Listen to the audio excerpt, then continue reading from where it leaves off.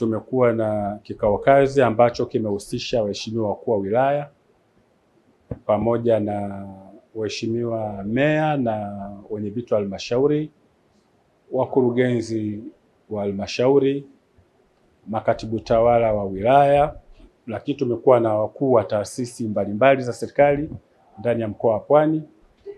Pia tumekuwa na maafisa elimu na tumekuwa na maafisa biashara. Kwa hiyo tulichofanya leo ni kuja kwanza tuweze kufahamiana na tupeane mwongozo kwamba tunafahamu waheshimiwa madiwani wanafanya mafunzo ambayo yanawasaidia kujenga uwezo kuhusu majukumu yao na mambo mengine, lakini sisi tulidhani kwamba ni busara wakajua vipaumbele vya mkoa wa Pwani kwa sasa ni vipi. Tuna mambo mengi ya kufanya, lakini tuna vipaumbele ambavyo tunadhani hili ukilifanya linatupa tija zaidi kuliko lingine.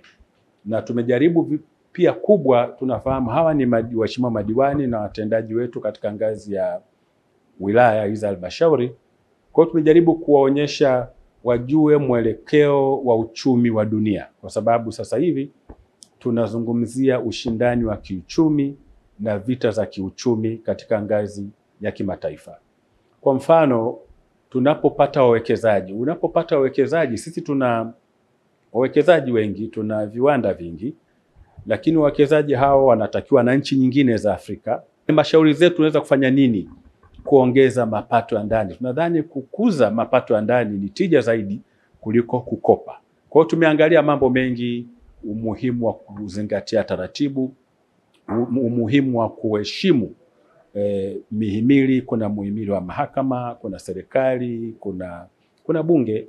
Kwa hiyo wakati mwingine kutokana na ugeni mtu anaweza kufanya maamuzi ambayo akaingilia akakuta amekiuka misingi ya utawala bora na utawala wa sheria.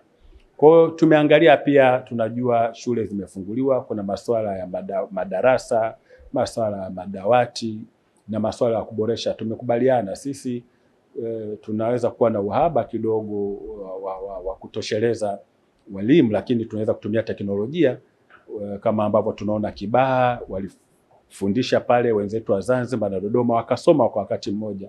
Tunadhani hili nalo tuliendeleze katika shule nyingine, ikiwa ni pamoja na kuboresha matumizi ya telemedicine kwenye hospitali zetu. Mkoa wetu tayari unashirikiana na Muhimbili, Mloganzila, lakini tunadhani kwa maeneo mengine hospitali zetu zote za wilaya tukaimarishe matumizi ya telemedicine, ikiwapo pamoja na matumizi ya electronic x-ray na nyingine. Kwa hiyo ni kikao ambacho tulikuwa tunajiweka sawa kwa umoja wetu tuweze kuhakikisha tunaenda haraka. Kubwa zaidi ni kuhakikisha tunatekeleza maono na matarajio ya Mheshimiwa Dr. Samia Suluhu Hassan ambayo kimsingi ndio matarajio ya wananchi wa Tanzania.